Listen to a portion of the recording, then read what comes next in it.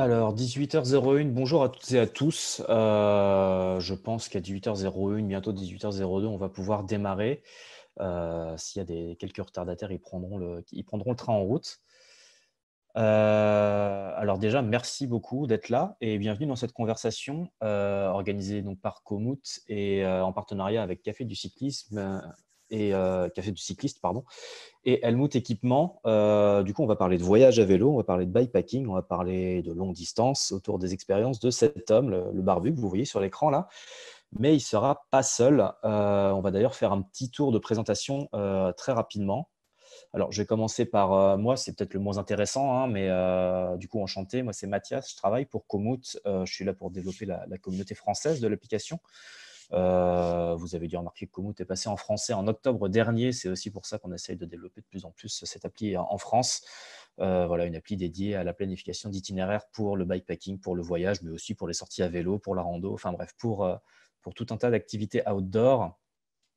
Donc voilà, si vous avez la moindre question à propos de Komoot ou quoi, n'hésitez pas à me contacter sur le mail que vous voyez sur l'écran ou via Instagram. J'essaie de répondre le plus rapidement possible.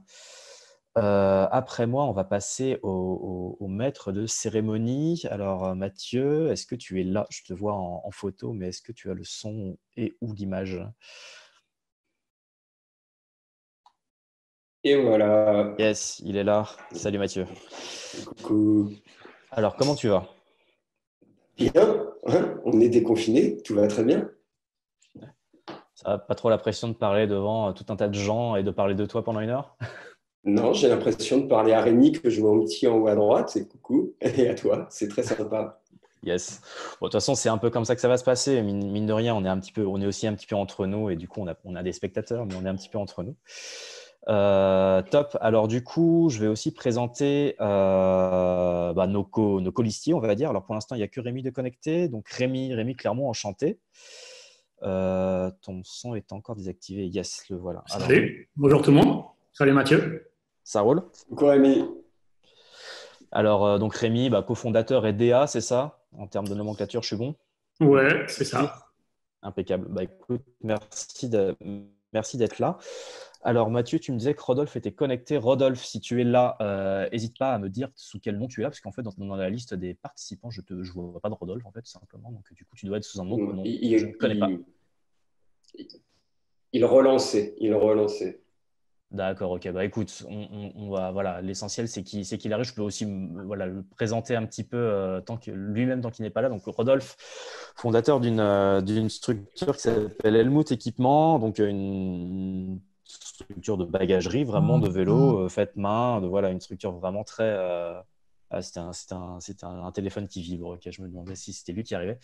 Voilà, donc structure de bagagerie made in France qui travaille avec toi, Mathieu. Donc c'est pour ça que je me suis dit que c'était important de vous inviter tous les trois, on va dire. Hein. Donc quand Rodolphe sera là, bah, il y a un petit côté réunion de famille, on va dire. Voilà, vos marques respectives. Donc voilà, Rodolphe et Rémi, voilà, travaillent avec Mathieu, donc dans ses voyages, dans ses trips, dans ses épreuves, etc.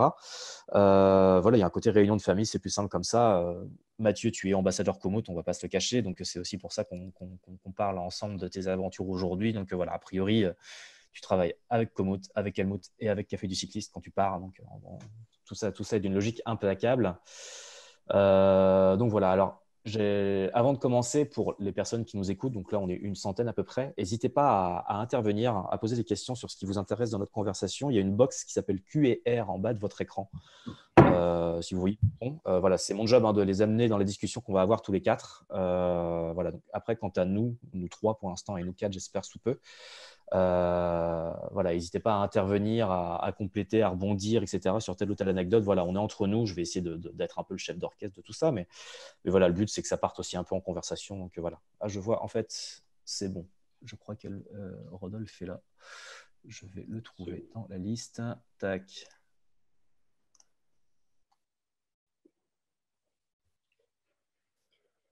Voilà.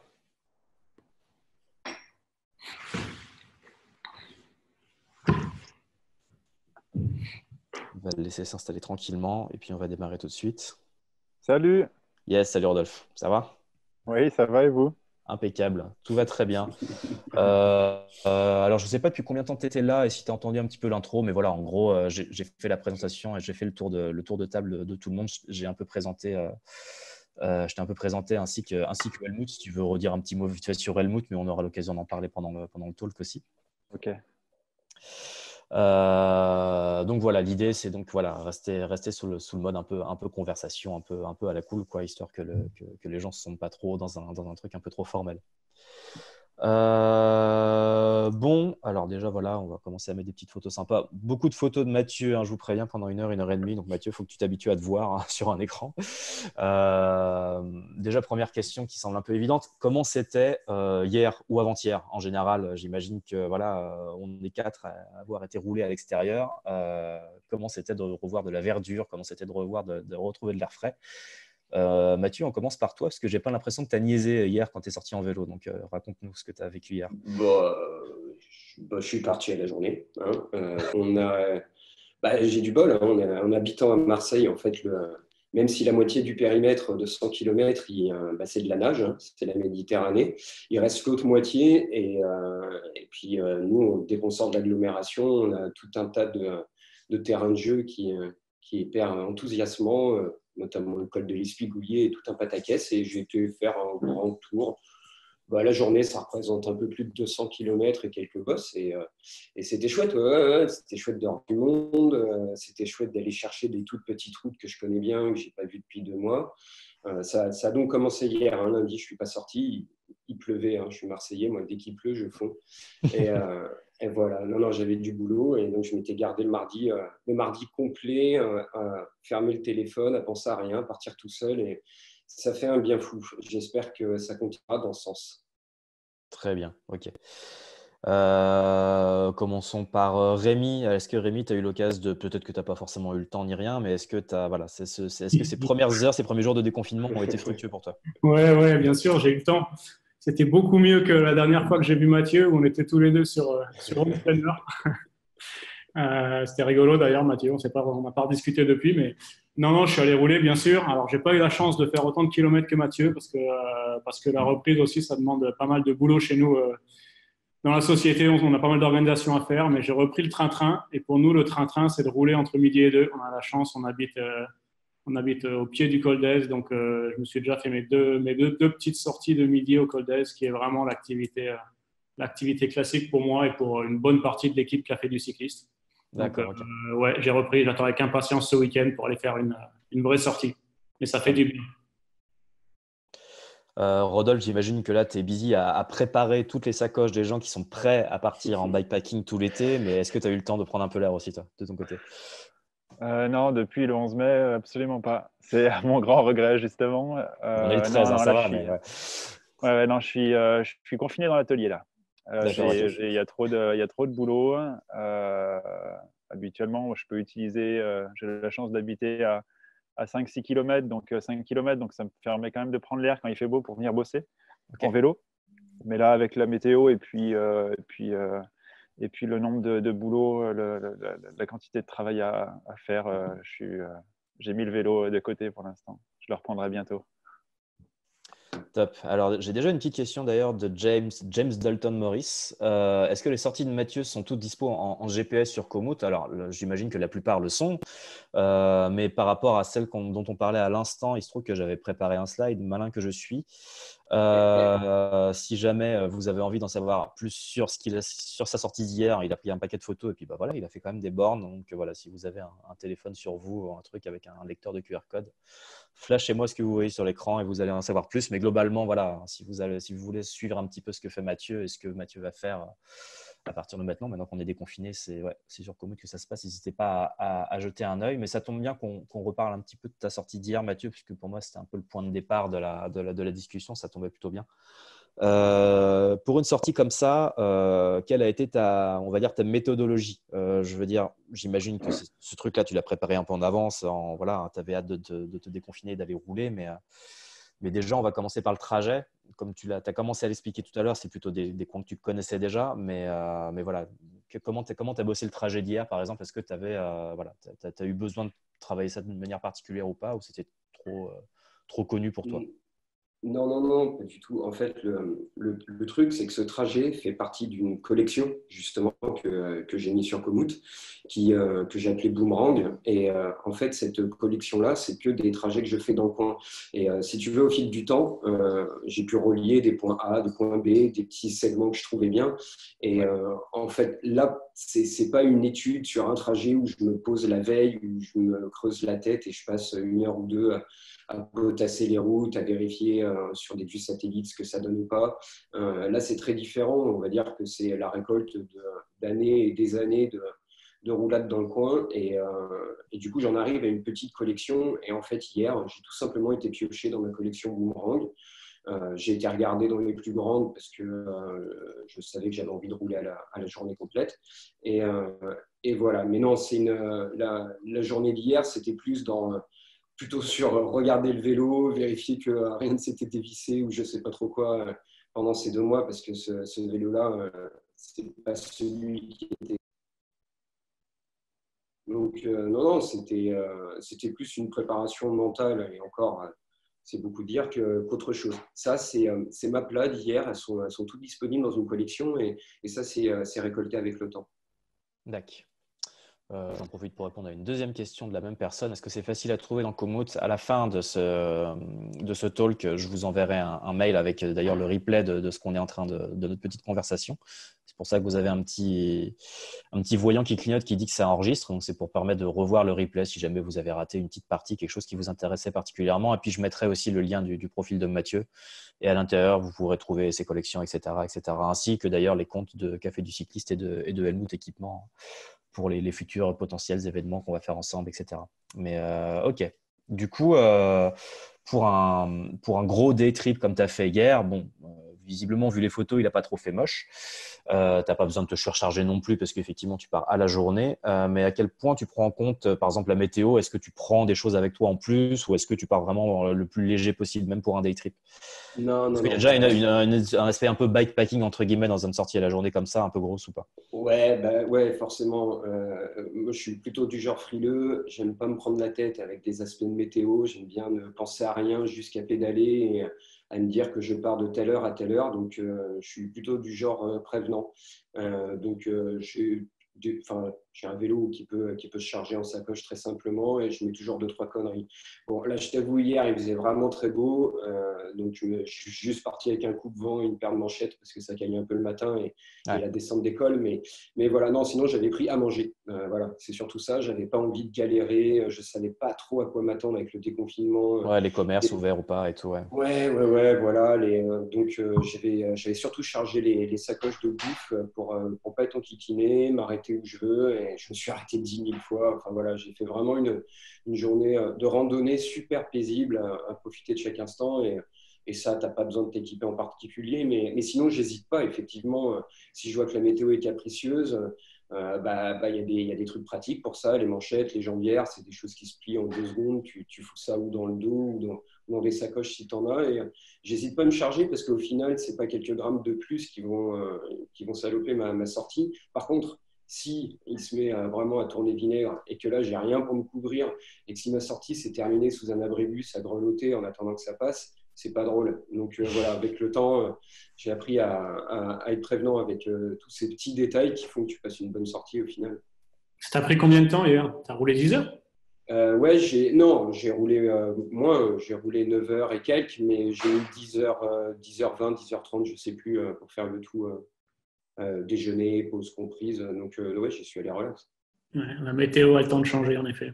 Ouais, ouais, en 10 heures, ouais, ouais, ouais. Mais pareil, l'aspect météo est aussi important que l'aspect mapping quand tu pars. Enfin, je veux dire, aujourd'hui, on a des outils pour savoir à peu près à quoi s'attendre. Ça serait idiot de partir juste en regardant le ciel et en se prenant pour un météorologue du siècle dernier. On regarde un peu les cartes, on voit ce qui se passe, on s'attend au vent aussi à prendre en considération, surtout dans le sud avec. C'est peut-être pas comme la Bretagne, mais ça souffle fort, quoi. Il y a des grosses rafales de Mistral et si tu te tapes, je sais pas moi, 130 km pour rentrer chez toi, mais qu'avec du vent de face, tu sais que tu vas mettre 3 heures de plus. Hmm. Des choses comme ça à appréhender. Ouais. Alors, je ne sais pas si ça souffle plus qu'en dans le sud qu'en Bretagne. En Bretagne, c'est très régulier, mais pas forcément très fort. Moi, j'ai été en tant que Breton, très impressionné par le vent qu'il peut y avoir des fois dans le sud. Donc, non, je pense que vous avez des bonnes bourrasques chez vous sans problème. Alors, on va continuer, enfin, plutôt vraiment rentrer dans le vif du sujet après cette intro sur ton trip d'hier, par un truc qui concerne aucun de nous trois directement, à savoir ton vélo. Donc on ne fabrique pas de vélo ni rien, aucun de nous trois, mais voilà, ça c'est ton vélo, ton dernier vélo en date, si je dis pas de bêtises. Tu l'as fait faire selon tes désirs, tes prérogatives, on va dire. Est-ce que tu peux un peu nous le présenter pour qu'on comprenne mieux ce que tu cherches dans un vélo qui va te servir justement pour le bikepacking, parce que c'est vraiment comme ça que tu l'as conçu, j'imagine, avec Victoire. Donc. Totalement. Alors je vous le présente, il s'appelle Gabi, parce que tous mes vélos ont un petit nom. Donc lui, c'est Gabi. Ce vélo-là, en fait, pour l'expliquer très brièvement, je travaille en collaboration étroite avec Victoire depuis pas mal d'années maintenant. Et j'ai roulé pour tout un tas de raisons des vélos, on va dire, d'usine de chez eux, des vélos de concours de machines qui n'étaient pas destinés à des clients, ou le vélo du patron qui m'a prêté pendant un certain laps de temps, jusqu'à avoir un prototype qui était la gestation de la marque Distance qui existe actuellement. Mais si tu veux, on avait pris les choses par bribes comme ça. Et ce projet-là, il était important parce que on voulait faire une espèce de synthèse, évidemment, selon mon point de vue, et les points de vue peuvent être très différents, mais on voulait faire une synthèse d'un vélo de randonnée sportive. Si tu veux, j'ai toujours eu comme passion les vélos de course purs, qu'on connaît presque tous. Ouais. Sur le tas, j'ai appris à aimer les vélos de randonnée qui ont un autre comportement. Et dans les vélos que j'avais roulés, c'était toujours la bascule allait vers soit l'un, soit l'autre.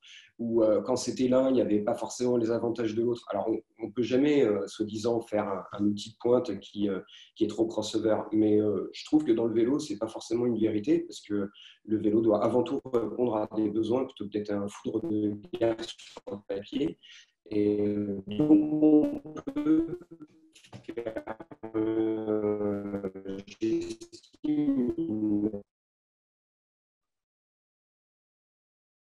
Alors, je ne sais pas pour vous, mais je crois qu'on l'a un peu perdu, non? Ouais, moi je l'entends mal. C'est ça, Moi hein? aussi. On t'a perdu. Mathieu, reviens. Ah oui, il bouge plus du tout. Il s'était figé, il a roulé trop longtemps hier. Est-ce que tu nous entends, Mathieu? Est-ce que je suis revenu? Ouais, là, oui, ouais, enfin, sonorement parlant, oui, en tout cas. C'est bon. Ouais. Ah, désolé, je suis sur l'ordi, pourtant, j'ai touché à rien. C'est sûrement il n'y a pas de souci, ouais. Oui, mais alors là, on t'a perdu après foudre de guerre. J'en étais, en fait. On t'a perdu après foudre de guerre. Ouais, bon, enfin bref, je ne sais plus ce que je disais. Quoi qu'il en soit, c'est que c'est un vélo qui a été totalement conçu dans l'idée de la randonnée sportive. C'est-à-dire qu'on essaye d'avoir un outil qui soit à la fois, on va dire, adéquat pour voir les choses loin ou donc avec un certain confort, avec tout un système d'attache pour y mettre des bagages, parce qu'on prend des bagages, ouais. Mais sans faire l'impasse, si tu veux, sur quelque chose de dynamique, j'ose dire un peu agressif en fait, où tu ne te sens pas dans un total confort. Qu'on peut retrouver dans des vélos de randonnée qui parfois peuvent inciter à être un peu trop dilettant. Je ne sais pas si c'est hyper adapté au vélo comme mot, mais voilà. Donc Gabi, c'est vraiment ce que j'appellerais un vélo de randonnée sportive, tout type de terrain, d'où l'idée des larges pneus, parce que rouler sur du tarmac complètement lisse, ça c'est une illusion, ça arrive que sur certaines routes de pays riches, mais dès que tu commences à... Déjà, chez nous, en France, on a des routes secondaires, voire tertiaires, qui sont complètement explosées, qui sont un régal à utiliser. Oh oui. Ouais. Sauf qu'avec des pneus de 23 mm bien gonflés, ça devient un vrai tas de cul et c'est l'angoisse. Et alors, je ne parle même pas que si tu commences à traverser l'Europe et que tu commences, plus tu vas vers l'Est, plus toute notion de route devient super aléatoire, suivant la bonne humeur des mecs qui la conçoivent, quoi. Donc, en fait, voilà, ce vélo, il a été totalement conçu pour aller loin, aussi vite que je peux. J'imagine qu'un autre pilote pourrait l'emmener bien plus vite que moi. Mais en tout cas, il a les aptitudes et surtout sur tout type de terrain et avec un chargement que j'estime adapté, en tout cas à ma pratique. Ok, donc du coup, tu l'as aussi réfléchi en collaboration avec Victoire aussi selon les activités que tu as déjà eues, tes TCR, etc., avec ce côté vraiment genre je veux aller vite, loin, avec ce côté effectivement pratique et confortable aussi. Voilà, mais il y a ce côté vraiment, voilà, il faut que ce vélo reste dynamique, efficace, comme tu l'as dit, quoi. Totalement, ouais, totalement. Ok. Ouais. Alors, du coup, sur la photo, il est harnaché, hein, il est prêt à partir, entre guillemets. Alors, ce genre de bagagerie, ce niveau-là, il y a pas mal de sacoches pour le coup, mais ça correspond à quel niveau d'engagement? Est-ce que tu peux partir avec là, ce genre de sacoche sur 3 jours, sur une semaine, sur 2 semaines avec ça? Ou voilà. Après, je sais que c'est aussi une Oui. photo voilà, pour montrer aussi tous les types de bagages que tu peux montrer dessus. Donc, il est peut-être pas Ouais, forcément. mais non, Mais... enfin, oui, oui. Alors, comment dire? Je suis pas très adepte du show bike, c'est-à-dire les vélos qui sont montés et où potentiellement les choses peuvent être utilisées, mais les mecs les roulent jamais. Ouais, Là, d'accord. on est totalement dans une. Bon, déjà, le vélo, ce vélo-là a déjà fait une transcontinentale, donc lui, il a vraiment roulé. Mais en plus de ça, donc pour les sacoches, là, on est vraiment dans une configuration qui est optimisée pour certaines aventures. Et pour répondre précisément à ce que tu m'as demandé, là, tu peux partir une semaine, 2 semaines avec tout ça. Moi, je pourrais être un peu juste sur une TCR parce que justement, j'ai tendance à trop en prendre. Mais si avec Rodolphe, on a développé tous ces nouveaux petites sacoches, l'espace a été réduit. Je ne vous cache pas que c'est aussi pour me forcer parfois à prendre moins. Donc là, par exemple, tel qu'on voit le vélo, là, je ferai par exemple le Band to Ride. S'il a lieu cette année, je le ferai comme ça, Ouais, par exemple. d'accord, ok. Si ça peut te donner une échelle de valeur. Cette année, je ne ferai pas de enfin cette année. En 2021, je ne suis pas inscrit pour une transcontinentale, mais potentiellement, ça y est réfléchir. Et il y en a qui partent même avec moins que ça dans l'absolu. Donc oui, oui, là t'en rentres hein, du bordel. Toi, Bah, sur du une coup, TCR, tu aurais quoi en plus? Tu aurais des sacoches avant un peu les latérales un peu plus grandes Sur, sur tu une disais, TCR. ouais, en fait, c'est surtout, j'aurais l'arrière. Seulement, il n'y aurait que ça. Là, en l'état, il n'y aurait que ça qui changerait. J'aurais un modèle qu'on appelle la Vankman, qui est le modèle plus petit de la première sacoche de celle qu'avait faite Rodolphe. Et je prendrais ça parce qu'il y a pas mal d'affaires à prendre. Mais honnêtement, dans un premier temps, j'essaierai de me contraindre avec ça. Si tu veux, là, on peut essayer de détailler un tout petit peu, c'est intéressant parce que là, il y a quand même beaucoup de choses qui rentrent. C'est-à-dire que sur la fourche, par exemple, j'ai tout mon bivouac et pour un bivouac costaud, je dirais. C'est-à-dire que d'un côté, je mets un duvet, de l'autre côté, je mets un matelas, un bivy costaud, je mets un oreiller, un cache-yeux, ça fait sourire certaines personnes des fois, c'est petits luxes, mais en fait, c'est très pratique. Quand on n'a jamais dormi sous un abribus, on ne peut pas comprendre le pouvoir d'un cache-yeux, par exemple, quoi. complètement, non, tout à fait.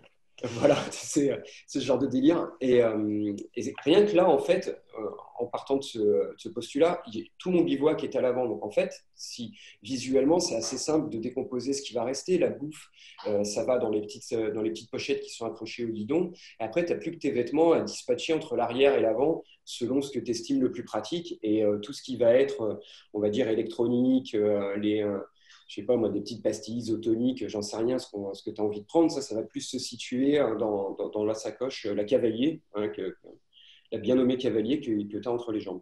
Ouais, d'accord, la sacoche de cadre, d'accord. Et toi, Voilà. donc, es plutôt un voyageur qui aime le confort et qui en emmène plus que certains. C'est quoi les luxes que tu… Ouais. Donc, l'oreiller, ok, le coussin, quoi d'autre? C'est quoi que tu te permets? Ben, Qu'est-ce qui te classe dans la catégorie des… je crois qu'il n'y a rien que l'oreiller et le cache-yeux, c'est un bon exemple. Non, parfois, je prends une tenue de rechange alors que dans l'absolu, tu n'es pas obligé. Je prends surtout des layers chauds en plus, dont je ne me sers pas toujours.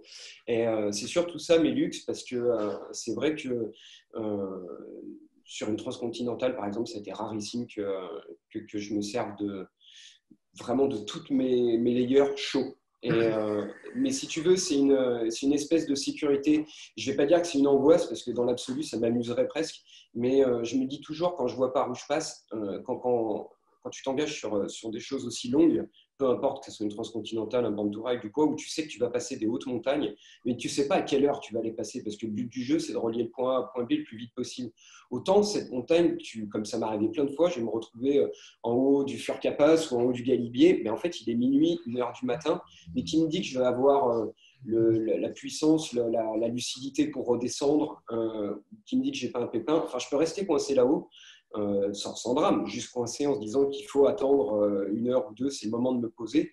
Et grâce à tous ces layers, grâce à tout ça, je ne me pose pas la question. J'avance. Quand j'ai envie de m'arrêter, je m'arrête. Peu importe si je suis à 2800 mètres d'altitude ou si je suis dans le creux de la vallée, parce que je vais avoir toutes ces couches et tout mon matériel qui va me permettre de me poser n'importe où. Donc ça, c'est en sécurité. C'est presque plus le confort psychologique de ne pas être en stress, plus que le confort du produit du base layer, parce que tu ne l'utiliseras pas forcément. C'est le confort de ne pas stresser. Le prix à payer pour se sentir en sécurité en toutes circonstances, c'est ça quoi. T'es revenu, c'est bon, t'es revenu. Par rapport à ces sacoches qu'on voit ici, du coup, j'avais aussi une question pour Rodolphe au passage. J'imagine qu'un type comme Mathieu, c'est hyper important de l'avoir pas trop loin de soi quand on réfléchit à la création de ce genre de bagagerie. Je ne sais pas depuis combien de temps vous traînez ensemble et vous faites des trucs ensemble. Je pense que ça fait quelques temps, depuis la création d'Helmut, si mes souvenirs sont bons. Est-ce que vous parlez justement beaucoup quand toi, tu as des nouveaux modèles à réfléchir, à concevoir comme ça? Quel niveau d'échange vous avez pour concevoir ce genre de truc? On est assez proche avec Mathieu. On a appris à se connaître au fil des mois, maintenant des années presque. Et, on s'est rencontrés en juin 2016 pour le concours de machines qui avait lieu à Ambert. Okay. C'est là que j'avais présenté les premières sacoches Helmut Équipement. Il y avait un setup beaucoup plus cyclo-tourisme. Et c'est vrai que moi, j'avais développé ça au début parce qu'initialement, je venais du cyclotourisme ou alors je venais du milieu du VTT. Et je ne voulais pas lancer Helmut Équipement dans le milieu du VTT ou du sport tout de suite. Donc Mathieu, lui, il a flashé sur ses équipements et c'est vrai qu'il est parti avec sur la transcontinentale numéro, si je ne me trompe pas, Mathieu, c'était la 5, numéro 5. Oui. Et après, la suite de ça, on a continué d'échanger dès qu'il est revenu, en fait. Et puis, on a à la fois sympathisé et puis en même temps, c'est vrai que ça semblait… ça s'est fait un peu naturellement, en fait, parce que lui, il était en étroit lien avec les cycles Victoire. Moi, j'avais commencé déjà à discuter avec eux parce qu'entre artisans français, on échange beaucoup. Et en particulier avec Mathieu, on a continué de parler, lui, de sa pratique route que j'ai dû apprendre parce que moi, je n'étais pas vraiment dans ce milieu-là. Donc, il a fallu que j'apprenne au fur et à mesure. Je savais un petit peu ce que c'était, mais le milieu de la longue distance, je ne connaissais pas du tout. Moi, je connaissais le bikepacking pur et dur. J'étais plus branché French Divide ou alors tout ce qui était pratique gravel, donc ce genre d'équipement. Donc, lui m'a apporté vraiment son savoir et son expérience de la route. Et donc, on a développé ensemble plusieurs produits, dont la sacoche TR Manivelle, qui porte son nom d'ailleurs. Oui. C'était la première, on va dire, qui est sortie au nom de Mathieu. On l'a faite ensemble, puisque c'était pour sa deuxième transcontinentale, la numéro 6, du coup. Et à la suite de ça, on n'a pas arrêté, on échange régulièrement. Quand on le peut, on essaie de rouler un petit peu ensemble quand je descends dans le sud. Et puis oui, c'est toujours c'est une immense chance parce que des personnes comme lui qui ont la possibilité d'autant rouler, ils peuvent toujours t'amener des témoignages et des retours d'expérience que la majorité des gens ne pourraient pas faire. Tu sais, quand tu balances des grands coups de 1000 km par mois ou voire plus sur certains événements, beaucoup plus, c'est du pain béni pour développer des produits. Donc ouais, cet échange est vraiment très important avec Mathieu. C'est vraiment très chouette. Ouais. Poursuivre les évolutions de la marque et poursuivre Mathieu que je connais depuis quelques années maintenant, j'ai vraiment l'impression que un peu vos destins sont liés. C'est un peu bizarre de dire ça comme ça, mais il y a quelque chose un peu de cet ordre-là. Effectivement, je vous ai vu rouler ensemble, donc c'était un peu c'est aussi une question que j'avais là-dessus. À quel point le fait que vous rouliez ensemble vous aide aussi à développer ce truc-là, mais tu y as répondu de toute façon. Mais ouais, j'ai vraiment l'impression que Mathieu alimente un petit peu ce que tu fais et que vice-versa. Et que, c'est assez… C'est assez intéressant là-dessus, c'est cool. Ok. Du coup, j'aurais bien enchaîné sur justement, on a commencé à parler de la Born to Ride plutôt que des TCR. Je sais que tu parles aussi pas mal de tes TCR. C'était 3 grands monuments, on va dire, à toi, Mathieu. Mais du coup, il y a aussi le monument français de la longue distance et la Born to Ride. Là, c'est pas spécialement une photo de la Born to Ride, mais c'est une photo de toi qui boit un café parce que tu as froid. C'était histoire de changer. Ali, Bénédicte, si vous m'entendez, elle est pour vous celle-là. Mais du coup, Born to Ride 2019, ça a été un peu éprouvant au niveau du temps, au niveau du dénivelé, etc., etc. C'était quand même un peu, Ouais, voilà, on s'en est pris un peu dans la gueule, hein, clairement. ouais, Enfin, ouais, pour ouais. l'avoir fait, moi, je l'ai abandonné au bout de 700 km parce que je grelottais et j'avais peut-être moins bien prévu que toi mon histoire de layers, typiquement, tu vois. Voilà. Comment ça s'est passé, ton expérience sur le Sad Born to Ride 2019? Voilà, j'en parle parce que je sais que Rodolphe, on était tous les trois à la faire et que voilà, et que tu avais aussi des habits designés par Rémi. Donc, du coup, c'est l'occasion de prendre cet exemple-là. Comment ça s'est Ouais. passé? Voilà. Ben, déjà, oui, on cite, tu dis je parle souvent des TCR. En fait, on me parle souvent de mes TCR Oui. et c'est normal, mais c'est vrai que j'ai beaucoup d'affection pour la série Born to Ride, vu que, si tu veux, Luc les a commencés il y a fort longtemps, mais la première officielle, c'est-à-dire si tu connaissais pas spécialement Luc et qui a qui a ramené quelques riders comme ça de toute la France. Ça a été celle des Monts, dans celle des cathédrales. Et donc, depuis cette première-là, je les ai toutes faites. Donc, j'ai beaucoup d'affection pour le Born to Ride. Et la dernière, pour tout avouer, moi, je me suis marré. J'avais une grosse déception. C'était sur le trajet, on avait coché des cols qui sont des cols magnifiques à rouler pour la beauté de la randonnée. J'avais vraiment envie d'y passer. Après, il y a une autre dimension dans le Born to Ride qui est cette espèce de jeu de rôle grandeur nature. Et le but, il n'était pas de passer spécialement par ces cols-là. Si on pouvait, tant mieux, on y serait passé par ces cols. Mais le but, il était quand même d'aller valider les checkpoints. Et j'ai toujours aimé me déjouer tant que je pouvais des embûches. Tu peux pas y aller par là, bah, c'est pas grave, vas-y par autre part. C'est trop long, ok, on va voir comment faire, comment redécouper le temps, comment tout replanifier en direct, rechecker la météo, pas foncer dans le tas par exemple, pas s'engager dans une montagne et se retrouver au sommet bah, bloqué sous la grêle par exemple. Il faut savoir anticiper ces trucs-là, de se dire merde, dans ces cas-là, je vais plutôt passer par là, demander à un mec de la DDE sur le bord de la route, ouais, au fait, l'éboulement là-bas, tu as des nouvelles, enfin, tu vois, ça prend 2 minutes et ça te conforte dans ton délire. Et ce qui fait que bon an, mal an, moi, j'ai validé tous mes checkpoints dans les temps, j'étais jusqu'à la fin et j'étais super content parce que pour moi, la randonnée sportive à checkpoint, à tampon, on peut l'appeler comme on veut, c'est ça ce délire aussi. C'est comment savoir se déjouer des mauvais plans. Il y a une expression anglaise qui dit if you get lost, get unlost. Et ben c'est vrai, en fait, cette expression à la con qui veut rien dire, en fait, elle s'applique à tout et n'importe quoi. Tu as un pépin, bah, te roule pas par terre, n'abandonne pas, abandonne si vraiment il y a un gros souci ou tu es malade ou des choses, ça arrive d'abandonner, c'est tout à fait naturel, il ne faut pas se mentir. Mais voilà, de ne pas rester cantonné sur une histoire de pluie sur un col. Et voilà, une fois que tu t'es mis cette espèce de target dans la tronche et que tu sais que tu vas rallier ces points-là, que tu sais que tu as la condition physique pour, après, effectivement, il y a un deuxième point, c'est une question de matériel. Est-ce que tu as bien réfléchi avant de partir? Est-ce que tu étais préparé avec ton matériel pour ça? C'est-à-dire que cette édition-là, à moins d'être totalement aveugle, on savait qu'il allait faire super mauvais, on savait qu'il allait faire super froid, qu'il y avait des avis de tempête. Clairement. Voilà, j'avais je ne sais pas combien de trucs de pluie. Je crois que j'ai passé tout le trajet avec une capuche sur la tête. C'est pas rigolo de rouler comme ça. Mais n'empêche que ça me faisait avancer. Et ce qui était super plaisant, c'était de voir des bons copains à moi qui me mettent la pâtée normalement à la pédale, je veux dire, en roulant. Et les mecs ne comprenaient pas parce que des fois, j'étais arrêté en train de manger un sandwich ou un truc comme ça et je les voyais arriver de loin, tu vois.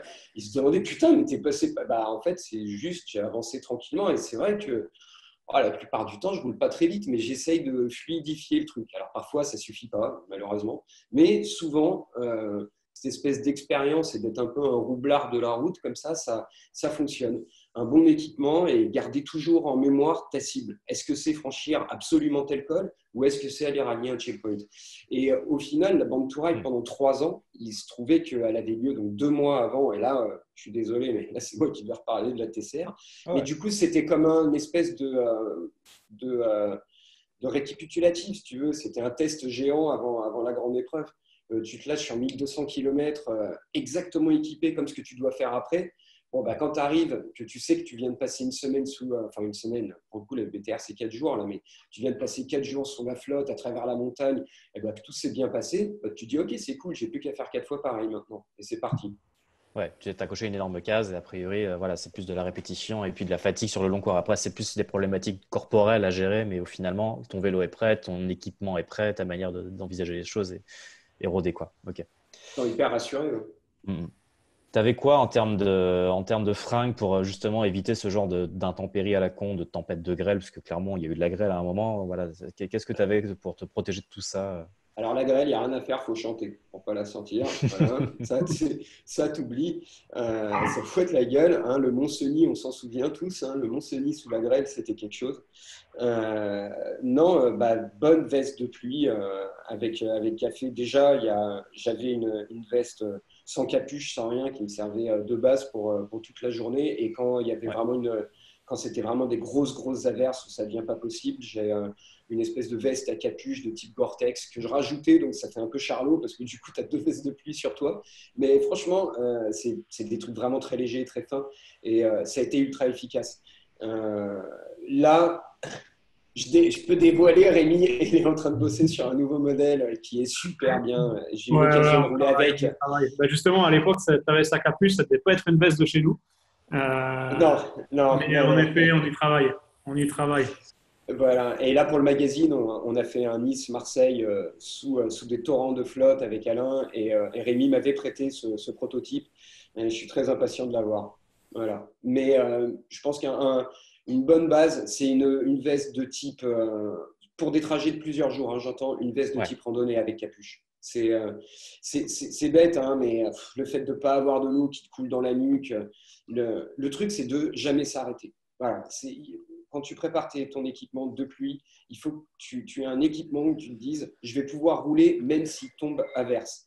Parce que si c'est juste pour rouler sous une petite pluie douce, là, tes vêtements de la gamme classique suffisent amplement. Ils font le job excellent, mais Ouais. il faut un cuissard de pluie, des jambières de pluie et une veste qui est dédiée à ça. Et là, Global. là voilà, tu t'arrêtes plus. Et c'est même bien moralement de rouler sous la pluie parce que tu te dis putain, je perds pas de temps, c'est bon là, j'avance. Ouais, tu avances dans des intempéries, tu sais qu'il y en a d'autres qui n'avancent peut-être pas, même si on n'est pas forcément là pour se tirer la bourre, mais tu te dis que voilà, t'as géré ton truc, ta Ouais, quand débrouillardise a fait même. en sorte de craquer ce truc-là, quoi. Ouais. Ouais, mais il vaut mieux avancer doucement que de pas avancer du tout. Ouais, d'être un peu métronomique voilà, et régulier dans son effort. Ok. Est-ce que du coup, ouais, à la fin de la BTR, tu avais quand même un truc sec à la fin ou genre dans tes sacoches, c'était trempé? Je pense à mon expérience. Moi, clairement, je suis rentré chez moi, j'ai tout vidé dans la machine à laver, j'ai lancé un cycle long. Non, Voilà. alors, rien n'était mouillé parce que justement, mes sacoches et nous, équipements font carrément le job.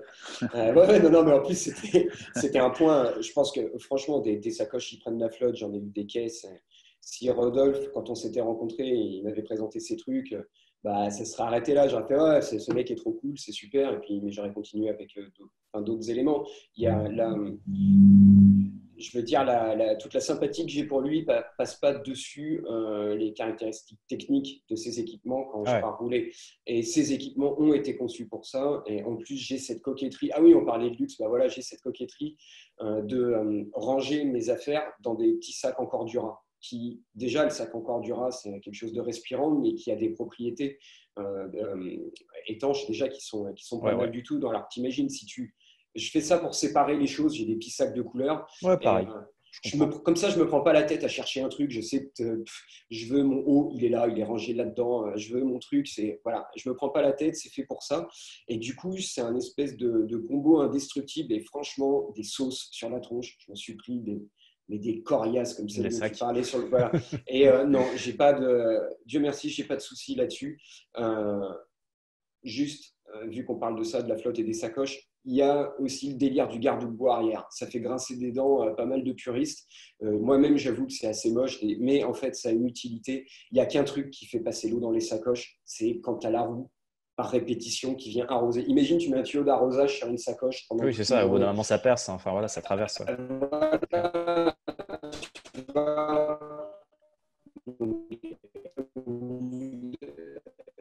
Je crois qu'on te repère un peu, mon cher ami.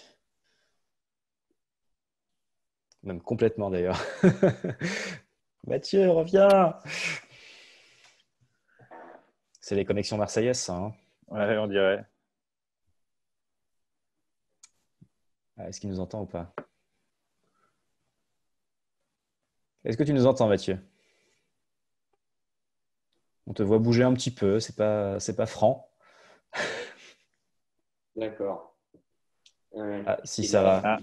Ça a l'air un peu mieux, mais du coup, ce qu'on peut faire, c'est, de toute façon, j'avais aussi une question pour toi et Rémi, donc du coup, on peut commencer avec Rémi.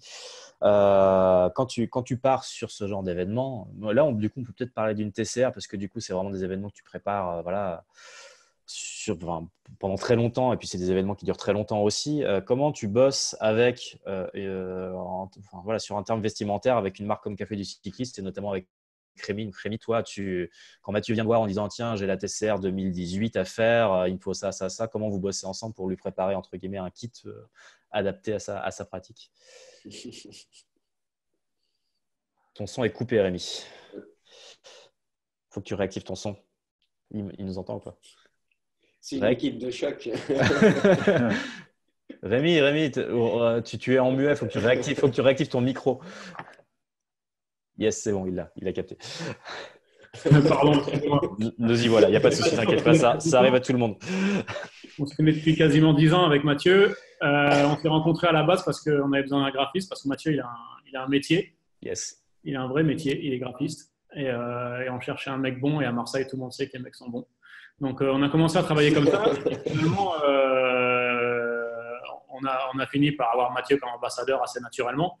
Donc, au début, en fait, c'était tout simplement notre gamme. C'est-à-dire qu'on n'avait pas des produits spécifiques longue distance, on n'avait pas des produits spécifiques bikepacking. Et on commence, c'est assez récent en fait. L'avantage, c'est que comme on est une marque qui, depuis le début, a été assez ouverte, on a toujours développé des produits beaucoup plus dans le sens de l'outdoor et sans les ornières du vélo de route traditionnel. Donc, je pense que depuis le début, nos produits ont bien correspondu à la pratique de Mathieu et certainement à la pratique de beaucoup de gens qui font du vélo, peu importe comment on l'apporte, bikepacking, comme on l'appelle, aventure. Depuis plus récemment, avec Mathieu, on commence à clairement lui poser des questions quand on veut développer des produits. Donc, c'est là que ça devient beaucoup plus intéressant. Donc maintenant, quand on développe des produits qui sont vraiment orientés vers la longue distance, il n'est pas rare que j'envoie des emails à Mathieu et que je lui demande de m'aider sur le cahier des charges du produit. D'accord. Donc, c'est notamment le cas pour cette veste dont on vient de discuter tout à l'heure. Mais clairement, c'est quand même pour nous, de la même manière que pour Rodolphe, avoir le retour d'expérience de quelqu'un comme Mathieu, c'est vraiment… parce que finalement, développer des produits cyclistes, il n'y a pas de miracle. Il faut bien comprendre l'activité et il faut faire des kilomètres et avoir un retour d'expérience qui est énorme. Donc évidemment, on vit tous entourés de passionnés cyclistes. Maintenant, dans les passionnés, il y en a qui emmagasinent tellement de kilomètres et tellement d'expériences différentes aussi que c'est vraiment intéressant de les avoir. Donc ouais, c'est vraiment ça qui est intéressant. Dans notre collaboration avec Mathieu, c'est ça qui est bien. Après, il y a un autre truc qui est… je m'éloigne de ta question, mais il y a deux choses qui sont intéressantes pour nous avec Mathieu. C'est clairement son expérience sur la longue distance. Ce n'est pas forcément le plus rapide au monde, mais on n'a pas besoin d'être le plus rapide au monde pour développer des bons produits. Et il dit qu'il n'est pas très rapide, mais clairement, depuis 10 ans, je trouve que sa condition physique s'est fortement améliorée. L'autre chose qu'on aime bien avec Mathieu, c'est son état d'esprit. Parce que là, on parle TCR, mais Mathieu, il fait plein d'autres choses. Il ne fait pas que de la TCR. On peut discuter avec lui de plein de choses, de micro-aventures, de trips à la journée, de trips pour faire du vélo et aller à la pêche ou faire… Mathieu, il envisage à peu près tout ce qui est possible de faire en vélo, en allant du gravel jusqu'à l'aventure, jusqu'à l'extrêmement longue distance. Et ça c'est plus à la rigueur pour nous une question d'état d'esprit et c'est ce qui est important pour notre marque. Donc là c'est moins le retour d'expérience, mais c'est plus partager avec lui et avec nos clients, en fait, ce qui pour nous est l'essence même du vélo. Pardon, j'ai tapé dans ma table. Donc voilà, j'ai répondu succinctement à la question de comment on équipe Mathieu, mais ce n'est pas que de l'équiper, c'est de vivre le vélo à travers lui. Bon, il y a des gens qui du coup demandent des conseils pour la pêche, mais je ne suis pas sûr que tu en aies forcément, Mathieu. Mais en tout cas, je suis très, très admiratif. Rémi est très fort pour ça. Je suis sûr qu'il en a plein des conseils pour la pêche. Quoi prendre pour aller pêcher, ça, ouais. Une canne à pêche. Là, c'est Rémi le boss pour ça. En tout cas, très admiratif. Tu as une influence, tu es un influenceur de marque, cher Mathieu. Là, du coup, voilà, tout Ah le monde t'écoute maintenant. Du coup, voilà, c'est non, le grand ordonnateur de tout ça. Alors, du coup, bon, bah, je vais repartir un petit peu plus sur mon terrain, on va dire. Niveau trajet, du coup. En général, quand tu pars pour un trip, là, du coup, on va sortir des côtés un peu longue distance, course longue distance.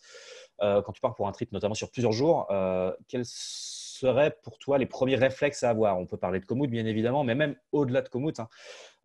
Admettons, tu as un ami débutant devant toi, il a une carte Michelin devant lui, il a envie de faire du bikepacking, tu t'assois à côté de lui, qu'est-ce que tu lui dis pour commencer? Voilà, qu'est-ce que toi tu vas aller chercher quand tu vas commencer un trip en bikepacking? Ça peut être on-road ou all-road, hein. Ça vaut pour les deux.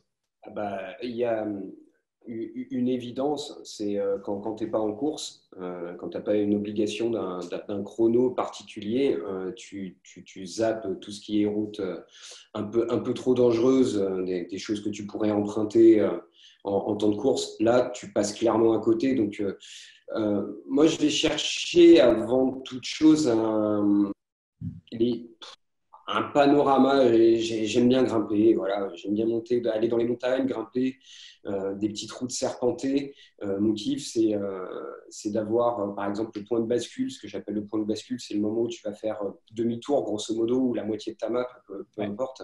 Et j'aime bien que ce point-là soit quelque chose un peu de symbolique, comme un haut sommet ou quelque chose comme ça, et de me poser là-haut. Alors, de me poser, ça peut aller jusqu'à me poser pour la nuit, par exemple, que ça soit le lieu de bivouac dédié, jusqu'à simplement me dire je pars avec des sandwichs et c'est là-haut que j'irai manger. Et je prends le temps là-haut, pas forcément de redescendre tout de suite. Donc à un débutant, je lui conseillerais surtout d'aller chercher des petites routes, de bien connaître ses capacités physiques, parce qu'aller chercher des petites routes, c'est aussi se confronter à des routes avec beaucoup de dénivelé incessant, monter, descendre, serpenter. Ça peut être extrêmement usant à la fois pour le moral et pour les jambes quand on les a pas. Mais une fois qu'on a un niveau régulier, voilà, ne pas hésiter à faire des centaines de détours parce que c'est le moment pour les faire. Ça, c'est sur des trajets, on va dire, locaux. Ce que j'appelle locaux, c'est départementaux. On va dire, voilà, quand on explore sa région Ouais. en grand format. Après, je t'avouerais que j'ai pas une grande passion pour le labeur, c'est-à-dire à trop piocher, à trop faire de détours incessants. Et c'est ce qui m'a d'ailleurs amené à la longue distance. J'aime aller loin, la curiosité, aller voir ça. Donc, garder ce truc de petite route, mais un débutant, je lui dirais, voilà, essaye d'aller aux confins de ton département en prenant le plus de petites routes possible, sans non plus trop t'emmerder. C'est peut-être un peu vague, parce qu'évidemment, quand on débute, il y a tellement. Enfin, c'est la boîte de Pandore que tu ouvres là, tu vois. Donc, on pourrait en parler des heures de à quoi il faut faire attention quand on débute. Mais voilà, garder une notion de plaisir avant tout et pas de se dire je débute, je veux rallier ce point-là le plus vite possible. Dans ce cas-là, qui s'inscrivent directement sur une course. On n'en parle plus. Oui, d'accord, ok. Non, en fait, bah, je pense que c'est assez clair. Si ce que tu dis, c'est pas uniquement un mix ou un équilibre entre guillemets, le plaisir de rouler sur des petites routes et le fait, entre guillemets, de faire de la distance, d'aller chercher quelque chose. Je comprends tout à fait ce que tu veux dire. Le plaisir dans le vélo, c'est pas forcément d'aller vite, ça peut l'être à l'occasion, mais c'est aussi d'aller un peu loin, se dire, ah, j'ai été jusque-là, j'ai été voir ce truc-là, j'ai été visiter tel endroit, j'ai atteint la mer, je sais pas. Enfin voilà, il y a quelque chose aussi à atteindre en vélo et qui est assez Ouais, agréable ouais. aussi, mine de rien. Voilà, c'est un équilibre à trouver. Effectivement, si on peut éviter les routes jaunes et plutôt aller chercher les routes blanches. Bah, parfois la destination, c'est uniquement un nom exotique griffonné sur un bout de papier, un prétexte que tu Oui, te ça peut être donnes. absurde d'ailleurs, effectivement. Ouais. Le but, c'est l'art et la manière d'y arriver à ce point-là, ça change tout. Tout à fait. Alors, juste un petit mot aussi sur le magazine 200 pour lequel tu travailles. Donc, tu es directeur artistique du magazine 200 et pour lequel tu as eu l'occasion de partir explorer pas mal de contrées ces dernières années. Enfin, je pense surtout à des trips assez récents. C'est quoi le trip qui t'a le plus marqué vraiment récemment? Je sais que tu as fait des trips en France, mais aussi à l'étranger. Est-ce qu'il y a un trip qui t'a fait dire que là, t'étais vraiment content de faire le job que tu faisais pour ce Ouais, magazine, mais en général? Il y en a beaucoup. J'avoue qu'on se marre bien avec Alain quand on part ensemble. J'ai l'impression. Mais il y en a un particulièrement qui m'a emballé. C'est le trip en Géorgie qu'on a fait. Ouais. C'était fantastique. fantastique. Le pays est fantastique. Alors, une fois n'est pas coutume, c'est Alain qui avait mappé. Sa map était fantastique parce que généralement, il a l'art pour me sortir des trucs qui servent à rien du tout. Mais alors là, il s'est surpassé et en fait, on avait eu l'appui de Géorgiens. Si tu veux, on n'est pas parti là-bas par hasard. Et il y avait un colloque sur des chants traditionnels géorgiens. Et dans les proches, on avait quelqu'un qui participait à ce colloque-là. Donc, on est parti avec toute une tribu de chanteuses françaises, mais de chanteuses qui chantent en géorgien. Et donc, voilà, des gens connaissaient. Ils nous avaient dit plus ou moins par où passer. Et si tu veux, Alain, après, avait relié les points.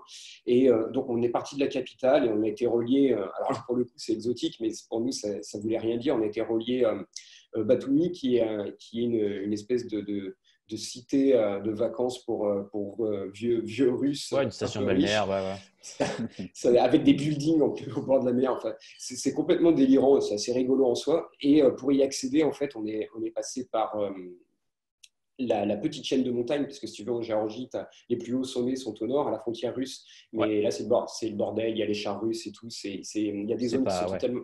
Ouais, mais elles sont même interdites aux touristes, donc là, on n'y pense pas. Et en fait, tout le sud, c'est des chaînes un peu plus petites, mais qui sont incroyables. Et là, t'as allumé Planète, tu regardes la télé, tu es dans un truc qui n'a plus rien à voir. Un mélange de steppe, de neige, t'arrêtes pas de monter et descendre, tu es tout le temps, tu passes de 1200 mètres à 2000, 2300 mètres d'altitude et tu fais des espèces de hoops comme ça, assez doux, sur une multitude de routes. Alors là, par exemple, tu vois, c'est comme au Pérou, au Chili, tu es sur des autoroutes, mais en fait, c'est du gravier par terre, quoi, tu vois. Donc, c'est là d'où l'intérêt d'avoir un vélo all-road, quoi, dans ce genre de pays, quoi. Et ça, c'était vraiment fabuleux comme voyage parce qu'il y avait cet équilibre entre des journées assez intenses, sportivement parlant, enfin, en tout cas exaltantes, qui te donnaient une sensation de travail accompli, une journée accomplie, c'est-à-dire il y avait minimum 1 ou 2 cols par jour avec des vues à couper le souffle, vraiment, j'aime pas cette expression, mais là, ça marche bien, quoi. Et en même temps, on ne débordait pas de ce truc-là. Si tu veux, chaque soir, on arrivait ou dans une guest house, dans un hôtel. Alors, ouais, enfin, un hôtel, c'est aussi un grand, grand mot pour les petits villages de là-bas. Mais dans un endroit, en tout cas, on pouvait se poser. Et, tu vois, tu goûtes les saveurs locales, tu prends ton temps. Comme on est parti en octobre. Donc, en octobre, là-haut, c'est l'hiver. Donc, tu pars pas non plus à 6 heures du matin. Tu n'as pas ce stress.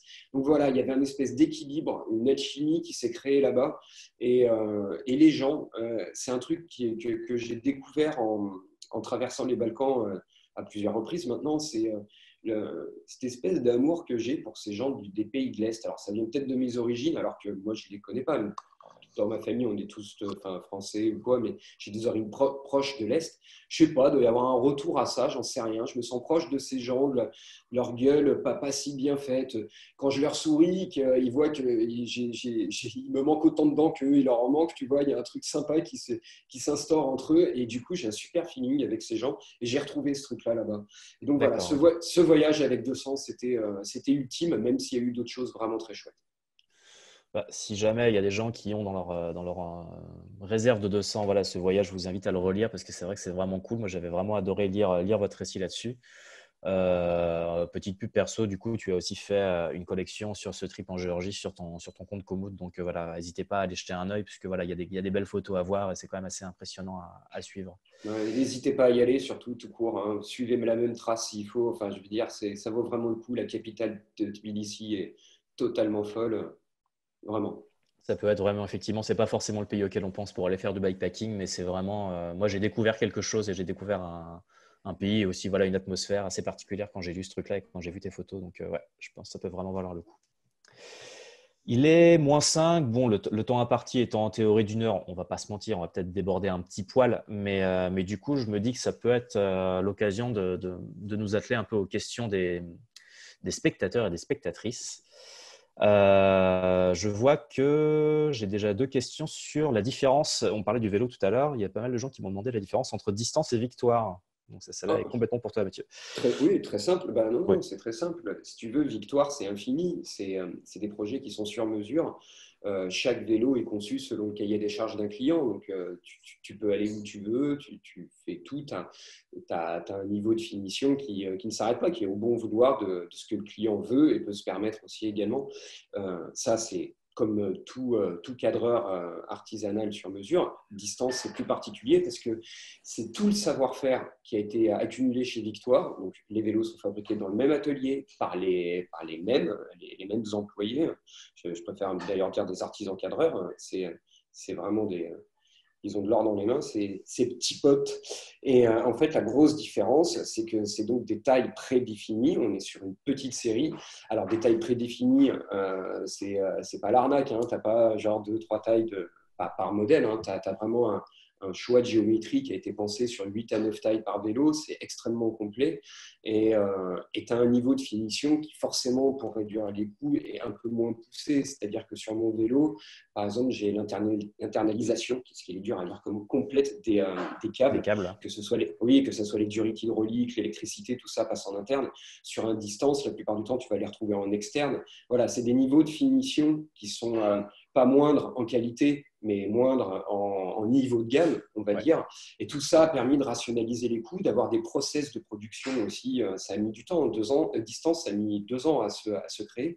Et tous ces process de production rationalisés, cette expérience accumulée avec Victoire, ont fait que Julien, le patron de Victoire, a pu mettre en œuvre ce projet-là. Et maintenant, il est enfin disponible pour le public. Mais la grosse différence, c'est ça. Des vélos sur mesure au cahier des charges infini, des vélos rationalisés avec un niveau de finition établi, plafonné, et qui permet de sortir un vélo à ce prix-là. Mais après, au niveau de par exemple, mon vélo est en Columbus Life, qui est exactement le même matériau utilisé pour les distances. C'est pas parce que j'ai un Victoire sur mesure que je vais avoir une qualité de tube. Enfin, ça ne se joue pas là-dessus. Il n'y a pas un truc au rabais, entre guillemets, matériaux moindres, Pas etc. du tout. Okay. C'est sur des questions de process, de rationalisation et de choix de composants. D'accord. J'ai une question, tu peux répondre très rapidement. Sur le poids de ton vélo, combien pèse Gabi? Est-ce que tu le sais? Oui, absolument. Il pèse 10 kilos. Comme vous le voyez sur la photo, et avec la sacoche cavalier, sacoche de cave. Voilà.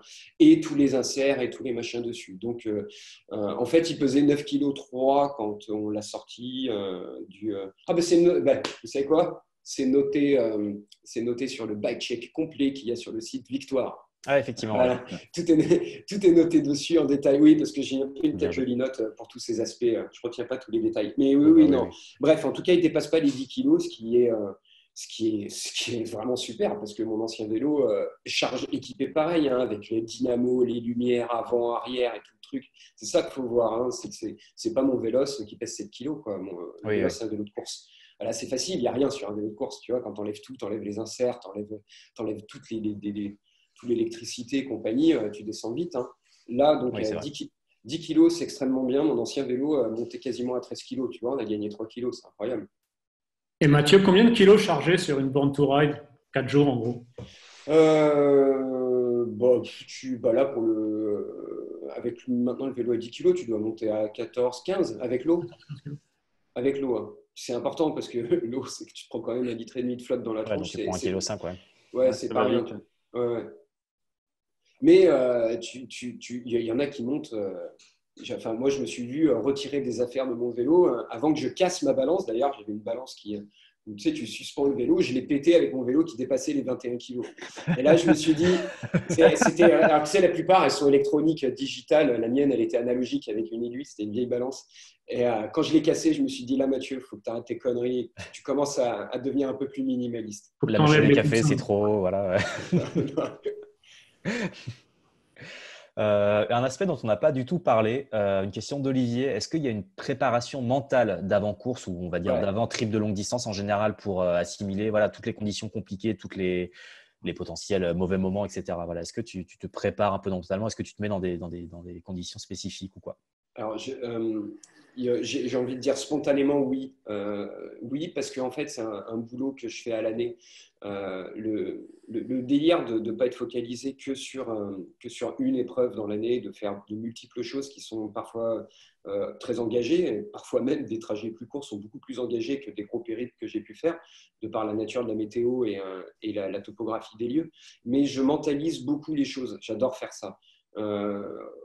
Mentaliser en regardant les cartes, en regardant la météo 10 fois, même si je sais que c'est encore trop tôt, re-regarder les cartes encore, notamment sur Komoot, tu as des tas d'infos, le revêtement, enfin tout, il n'y a pas que l'élévation, je veux dire, aller re-regarder en vue satellite. Je range, je monte mon vélo, j'essaye de le faire évidemment pas la veille, c'est-à-dire que je mets les sacoches qui vont aller dessus, je range les affaires dedans et je fais un truc qui je pense qui est assez digne de l'hôpital psychiatrique, c'est-à-dire que je peux passer des longs moments à regarder mon vélo sans bouger, sans parler, et en fait, mon corps doit être inerte, mais en fait, il se passe plein de trucs, je réfléchis, je regarde les choses là, et en fait, je ne regarde pas vraiment mon vélo, je m'imagine sur le périple en train de faire ceci ou cela, et je mentalise ces choses-là, et au milieu de ça, parfois, je pense à un truc que je dois faire pour le boulot. Enfin bref, c'est un espèce de boogie-boulga géant, mais où je réfléchis énormément à ce qui va m'attendre avant. Et voilà, c'est pas de ne pas être surpris, parce que le but du jeu, c'est d'être surpris. C'est de se sentir bien dans ce que je vais appréhender. Voilà, donc j'ai réfléchi beaucoup à ce que je vais faire, à me dire, ah, tiens, je vais aller en haut de cette montagne, ça va être trop bien. Des fois, je me rêve en roue libre dans un grand col en descente, mais équipé comme pour l'aventure, je veux dire. Tu vois, je m'y rêve pas sur un col qui n'existe pas ou dans un truc, je focalise vraiment sur ce qui va m'arriver. Et y a ça, mais après, si tu t'entraînes, si tu n'as pas l'habitude de faire ça à l'année et que tu as un point d'orgue, c'est-à-dire, imaginons, tu dois partir sur le Born to Ride. Ouais, je pense qu'il faut vraiment le mentaliser avant. Mais là, après, on n'aura pas le temps d'en parler là, mais on touche un point sensible. C'est-à-dire que est-ce que tu vas y partir du jour au lendemain? C'est-à-dire, tu n'as jamais fait ça avant? Ou est-ce que tu as plutôt été du genre à avoir suivi comme la bonne école ce que j'ai fait, en fait? C'est-à-dire, c'est de commencer par 200, 300, 400, 600, d'avoir répété à chaque fois ces efforts. Oui, c'est bien, mais les augmenter, etc. Non, je ne me suis jamais jeté sur un 1000 km, alors que 2 semaines avant, je n'avais jamais roulé plus de 70 km dans ma vie, tu vois. Ouais, il y en a qui arrivent très bien à le faire. Hein.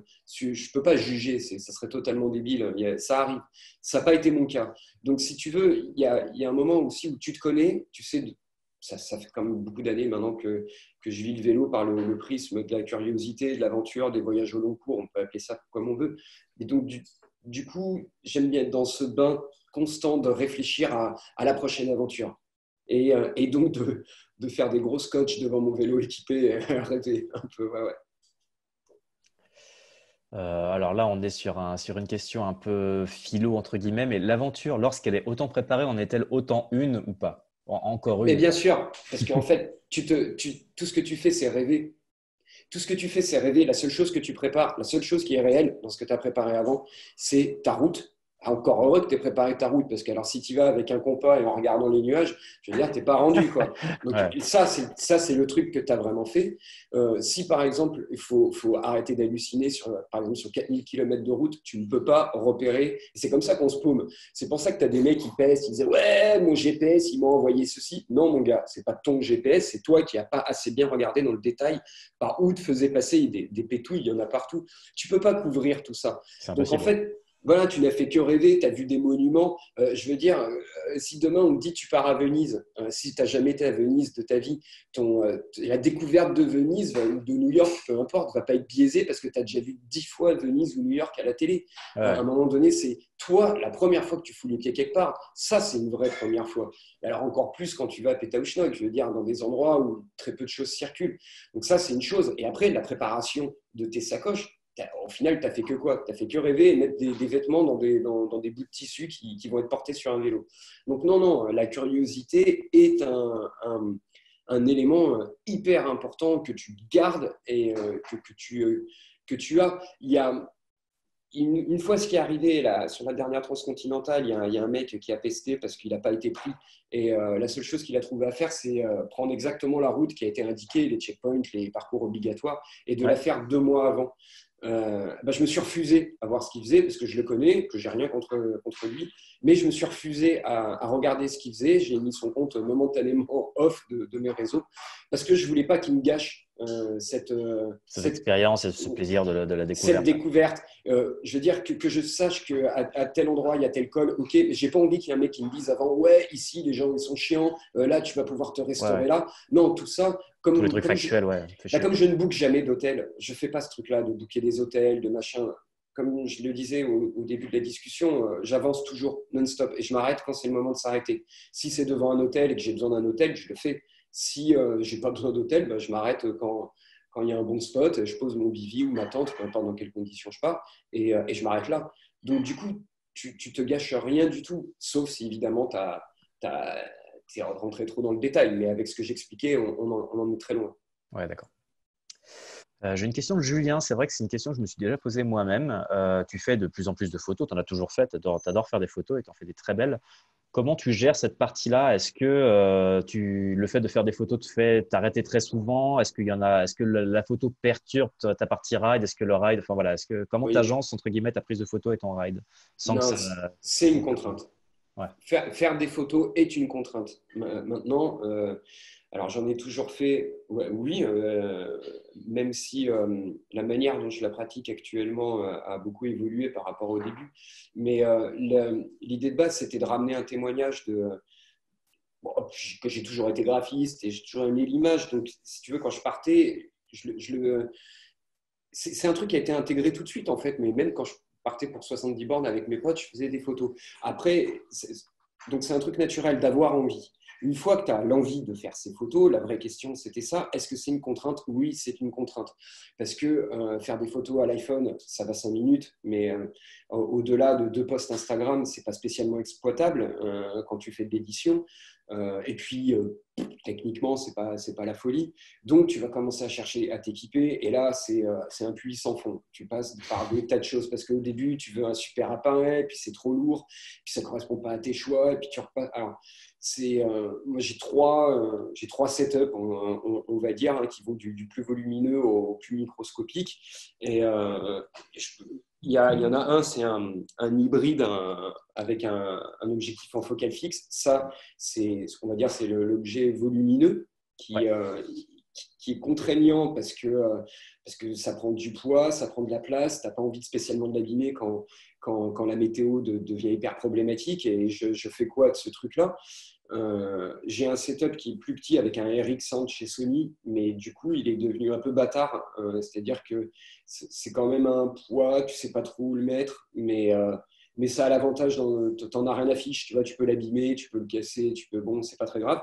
Et j'ai ce petit machin là qui est tout petit, qui est minuscule là, qui est un DxO, c'est même plus fabriqué. Ah oui, exact. Voilà, et ça a été sous-estimé, je pense, ce truc-là. Bon, ça valait hyper cher, mais en fait, c'est un capteur de Sony RX100 avec une focale de 32 dedans. Donc, ça te fait des vraies photos. Ça, c'est pour le matériel. Mais une fois que tu l'as embarqué, après, c'est indéniable que tu perds le fil. Si tu veux, quand tu roules et que tu vois quelque chose sur la route, rien que le simple fait de perdre ta concentration sur le coup de pédale que tu es en train de donner, de chercher des trucs à capter parce que tu sens un bon feeling dans le DOT, tu te dis putain, ici c'est trop bien, il faut que je prenne ce truc-là. Bah déjà, tu perds le fil de ce que tu es en train de faire. Et quand tu es en course, ça pose problème. Quand tu t'arrêtes, l'air de rien, chaque petit arrêt comme ça où tu t'arrêtes, tu prends le machin, tu ranges, tu repasses ton truc. Et si tu le fais 10 fois dans la journée, mais c'est pendant ces 10 fois-là, le mec qui s'est pas arrêté, il est déjà plusieurs kilomètres plus loin, tu vois, quoi. Ouais. Donc, quand tu es en course, ça pose un problème. Et ça peut te poser un problème quand tu es en randonnée, où tu pioches un peu trop, où tu commences à être fatigué pour X mille raisons. Et ouais, quand ça devient laborieux, il y a plein de moments où tu prends pas. Et puis après, avec le temps, avec l'expérience, tu prends plus de 15 000 photos. Quand tu t'arrêtes, c'est qu'il y a généralement il y a une bonne raison où tu fais plein de photos à la volée, mais ça, après, derrière, il faut avoir le temps de tout retraiter. C'est pas hyper viable. Mais ouais, c'est une contrainte. Mais par contre, le plaisir d'avoir un souvenir, de le partager. J'ai fait trop de choses dans ma vie, pas passé où j'ai rien. J'ai discuté encore avec un pote. Quand on avait 20-25 piges, on faisait des trucs trop marrants. Il me disait ah, t'as gardé des photos de ça? Je disais ah non, attends, avec plus de déménagement, j'ai plus rien. On est là, on est dégoûté. Et bah ouais, je me vois vieillir comme tout le monde et je suis content, tu vois, de me dire que j'ai toutes ces archives qu'il faudra que je trie un jour, comme tout le monde. Mais elles sont là, tu vois, et c'est une vraie satisfaction de les partager Et c'est encore plus satisfaisant quand tu as des potes ou des gens totalement inconnus qui t'envoient des messages super sympas et qui vont dans ces endroits-là parce qu'ils ont vu cette photo-là. Parce que moi, en fait, je fais pareil. Si tu veux, je me nourris des aventures des autres, je me nourris des photos que je vois, je me nourris des livres que je lis. Et s'il n'y avait pas eu ça, s'il n'y avait pas eu tous ces autres gens, est-ce que moi, comme ça, j'aurais eu l'idée de faire ça, du vélo d'aventure, du machin, j'en sais rien, moi. Je me suis nourri et je continue toujours à me nourrir de tous ces autres gens. Donc, c'est une espèce de passation, de transmission inépuisable. De boucle d'inspiration, ouais, un peu perpétuelle que tu as envie d'alimenter aussi avec tes photos, quoi. Yes. Je vais poser une. Alors, il y a beaucoup de questions autour du matériel. Je vais juste en combiner une et puis je pense que là, voilà, il est 19h10, on va, je pense, tranquillement s'arrêter dans une dizaine de minutes. En termes de roues, on n'a pas trop parlé des roues. Alors, ça peut être une question importante en fonction du type de terrain que tu es parti pour arpenter. Si jamais dans ton trip, le bikepacking peut englober la route comme le off-road, donc forcément des fois il y a les deux en même temps. Qu'est-ce que tu fais de ça? Donc, est-ce que tu es plutôt 700 ou 650 et quels sont tes types de chaussons qui vont avec? Quels sont tes types de pneus? Large, mon pote. Ouais, les pneus fins, c'est cool sur un vélo de route, mais pour ce qu'on fait, du pneu large, du pneu résistant le plus possible et bien roulant. Alors là, on est dans une espèce d'équation qui fait frémir tous les ingénieurs qui développent des pneus, mais moi, j'ai trouvé un bon équilibre. Le truc le plus commun, c'est les pneus type Panaracer, mais alors effectivement, ils sont très speed, parce qu'en fait, ils sont tellement fins, il n'y a tellement pas de structure que évidemment, c'est des pneus qui roulent vite, mais qui ont d'autres inconvénients. Ils peuvent être très capricieux, et quand tu pars sur une aventure, c'est chiant d'avoir des pneus capricieux. Quand tout va bien, mais quand ça va mal, tu peux éventrer un pneu pour un oui ou pour un non. Donc, du pneu large, du pneu résistant. Et pour la route, je suis quand même plus 700. J'ai essayé les deux. J'ai fait un due south pour Café du Cycliste où c'était 1200 km. On est parti à Majorque, rejoindre le shop qui est à Majorque, et en 650. J'ai fait une diagonale Brest-Menton en 650. Donc, je pense avoir 2-3 bases sur ce que c'est que de faire de la longue distance en 650.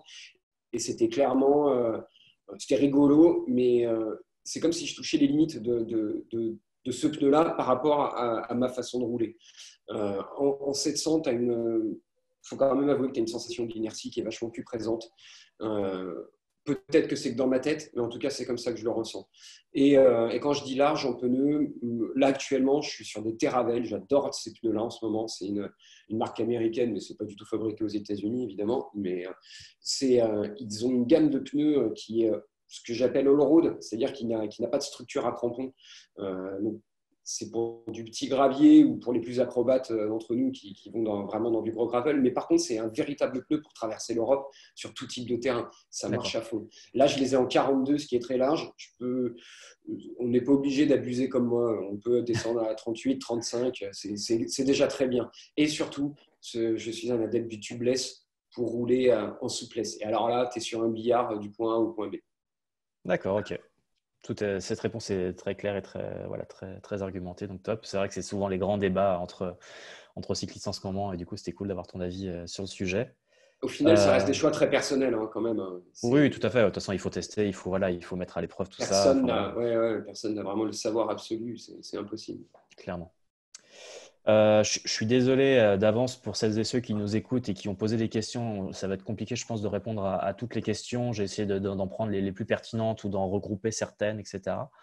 Il y en a aussi qui ont été un peu répondues, au moins personnellement, pendant le fil de la conversation. Je vais juste vous demander à tous les trois, en commençant. Je vais commencer par l'ordre que j'ai devant moi là.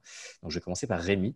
Faire un petit peu un résumé de ce qui va se passer pour vous dans vos projets respectifs en tant que personne et aussi avec vos marques. Enfin, voilà. Donc, Rémi, c'est quoi, maintenant que le confinement est terminé, maintenant que la vie un petit peu cycliste reprend son cours, c'est quoi le futur un peu pour Café du Cycliste? C'est quoi vos projets? Est-ce qu'il y a des choses qui vont s'annoncer dans les prochains mois là? Ouais, il y a toujours beaucoup de projets. Le futur immédiat, le futur produit chez nous, c'est clairement plus on avance et plus ce qu'on aime dans le vélo, je sais pas comment l'appeler parce qu'il n'y a pas de nom pour ça. C'est l'aventure, c'est l'outdoor, c'est le fait que le vélo, c'est quelque chose de très large et ça reste pas uniquement cantonné à ce qu'on faisait quand on faisait du vélo de route.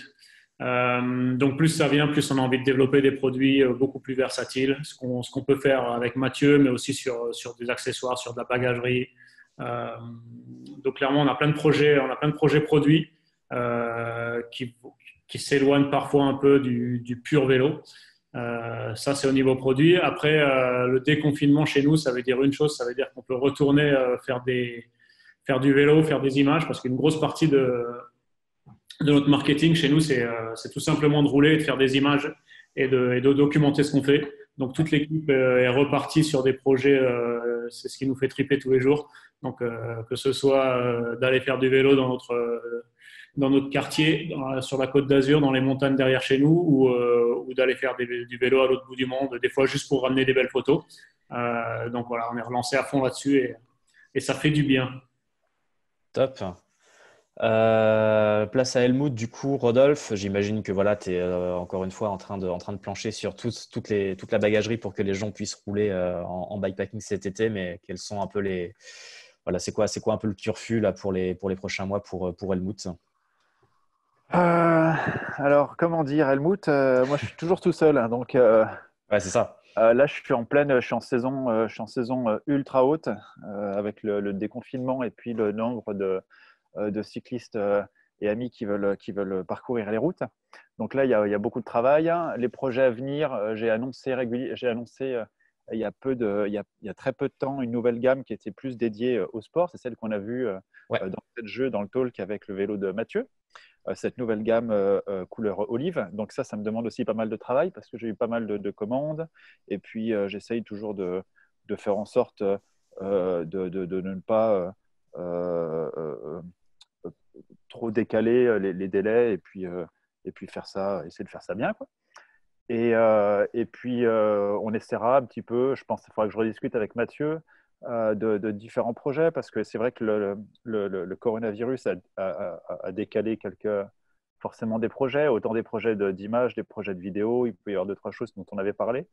Donc, des projets, il y en a plein. Là, la saison d'été, pour moi, elle se passe pour l'instant de la même manière que l'année dernière. Je réponds aux commandes, j'essaye de les traiter au maximum et le plus vite possible pour faire plaisir à tout le monde. Et puis, on verra comment ça va, comment l'année va se terminer tranquillement sur toutes les graines que j'ai pu semer grâce à Mathieu et puis d'autres personnes qui m'accompagnent aussi et qui m'aident précédemment. On va voir un petit peu tout ça sur la fin de saison estivale. Top. Et du coup, notre invité principal, Mathieu, j'imagine que tu as prévu une Born to Ride en 2020 aussi, normalement, parce que bon, elle a été décalée, on espère qu'elle va avoir lieu et que ce sera facile pour tout le monde. Mais voilà, j'imagine que tu as prévu au moins ça. Mais qu'est-ce que tu as, voilà, c'est quoi ta suite de calendrier maintenant qu'on en sait un peu plus potentiellement sur ce qu'on va pouvoir faire de cette fin d'année 2020, enfin de cette suite d'année 2020? Alors enfin, on en sait un peu plus, on n'en sait pas tellement plus parce que Non, certes. moi j'avais un espèce de peak time qui était la Transpyrénées Race qui a été Ouais. décalé officiellement à 2021 et ce depuis le début des histoires de virus. Donc ça, c'est pas une nouveauté, j'ai eu le temps de pleurer 10 fois et tant pis. Il y a effectivement le Born to Ride qui t'imagine un départ le jour même de mes 45 ans, je ne vais pas le rater, hein, donc ça va être rigolo, on va se marrer. Donc, Yes. si c'est confirmé, je fais ça. Mais en vérité, sur tout le reste, je ne te cache pas que j'ai plein de petites maps de prêtes, des traversées. Les Alpes, c'est à côté. Les Pyrénées, c'est à presque autant de distance. J'ai plein de choses qui sont calées, mais j'attends juste de savoir ce qu'on peut faire et à combien. Et donc là, tant qu'on est dans notre périmètre de 100 km, et ben, comme on dit, je vais poncer mes maps. Et on va se marrer là-dedans. Ouais. Voilà, aller me bivouaquer dans les bois, c'est un truc, j'ai pas besoin d'une épreuve en particulier pour aller le faire. Hein, on a déjà prévu un pique-nique demain dans les bois avec un pote. Donc, tu vois, on ne se laisse pas abattre. Et on va continuer là-dessus. Mais non, pour te dire, là, contrairement à Rémi et Rodolphe, moi, j'ai du boulot, évidemment, qui suit son cours en graphisme, en édition. Il y a un livre qui va sortir, un autre en préparation. Il y a le magazine, le prochain numéro du magazine à faire, mais en aventure pure à vélo. Pour l'instant, j'attends de savoir à combien et jusqu'où on peut aller. Le rêve étant que les frontières se rouvrent. Oui, bien sûr. Effectivement, ça, c'est la grosse, voilà, le gros point de flou pour l'instant, c'est est-ce qu'on va pouvoir partir en Europe ou pas en fonction de Ouais. de ce qui va se passer dans la suite. Voilà, mais on s'adaptera. On fait avec ce qu'on a, c'est déjà pas mal. C'est mieux que rien. Ça marche. Bah, écoute, on va suivre ça avec intérêt, bien évidemment, sachant que voilà, tu vas normalement raconter tes aventures et tes next trips sur Komoot. Moi, il me reste à vous dire du coup merci. Merci à vous, les gars. C'est cool d'avoir été dispo pendant une heure, quasiment 1 heure et demie là, pour discuter de bikepacking avec vous et de savoir comment on planche sur un trip de bikepacking, comment on se fringue, comment on agence ses bagages, comment on choisit son vélo, ses pneus, etc., etc. Voilà, ce petit échange d'expérience était très très enrichissant. J'espère que ça l'a été pour vous aussi qui nous écoutez. Vous êtes restés nombreux jusqu'au bout, donc c'est cool. Sachez que je vais vous envoyer probablement demain un mail avec donc le replay de ce qu'on vient de voir et d'entendre. Donc, si jamais vous avez envie de vous repasser à un moment où peut-être, je sais pas, vous avez mal compris une telle ou telle référence, vous avez envie de revoir tel ou tel truc, n'hésitez pas à vous le refaire. Comme je l'ai dit, je vais vous mettre les liens des comptes Komoot de Mathieu, de Café du Cycliste et de Helmut Équipement. Donc, n'hésitez pas à vous abonner aux trois. Voilà, comme ça, vous pourrez les suivre et vous verrez éventuellement des traces, apparaître des traces dont vous pourrez vous inspirer si jamais ce n'est pas loin de chez vous, auxquelles vous pourrez participer, etc., etc.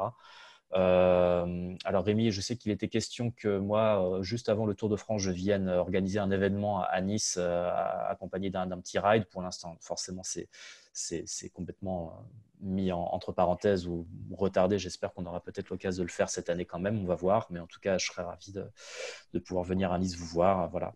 En tout cas, ce serait sympa. ça serait cool, carrément. Rodolphe, pour l'instant, c'est pas encore lancé, mais on va essayer de faire des trucs aussi ensemble de notre côté. Donc voilà, on aura l'occasion de vous annoncer ça. Donc n'hésitez pas à suivre Helmut aussi sur les réseaux sociaux. Vous en saurez plus sous peu. Écoutez, je crois que j'ai fait le tour. Je sais pas si vous avez des choses à rajouter, les gars, mais en tout cas, je pense qu'on est pas mal. Merci beaucoup. Prenez soin de vous qui nous écoutez. Voilà, on peut rouler, il faut toujours faire ça avec prudence, bien évidemment, et en fonction de nos nouvelles limites après 2 mois à glander sur le canapé, si on s'est pas entraîné. Donc voilà, soyez prudents, prenez soin de vous, mais profitez-en. Maintenant qu'on peut rouler, c'est le moment de nous faire plaisir. Et à très bientôt, j'espère. Dernier petit truc, pour celles et ceux, je pense qu'il y en a quelques-uns d'entre vous qui ont déjà participé à un workshop Komoot. Donc, on fait des talks comme celui qu'on vient de faire, des trucs un petit peu liés à l'inspiration et au récit d'aventure, mais on fait aussi des workshops pour savoir comment utiliser Komoot et voilà, pour apprendre un peu, pour apprendre un peu des trucs et astuces un peu supplémentaires pour augmenter un peu votre expérience. On en a fait beaucoup pendant le confinement. On en a fait une 60aine en tout, dans plein de langues différentes.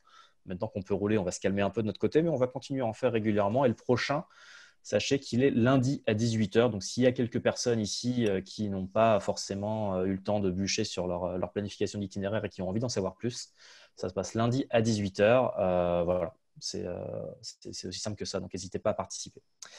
Écoutez, les gars, merci. Passez une bonne soirée. Merci à vous. Merci. Et voilà, et un de ces quatre. Désolé pour la connexion capricieuse marseillaise. Franchement, à part 2-3 petits moments, c'était limpide. Il n'y a pas de souci, Mathieu, t'inquiète pas, tout va bien. Merci. Et puis, c'est les risques du métier, donc tout va bien. Bon. Voilà, écoutez, excellente soirée, portez-vous bien. Salut à tous. Ciao.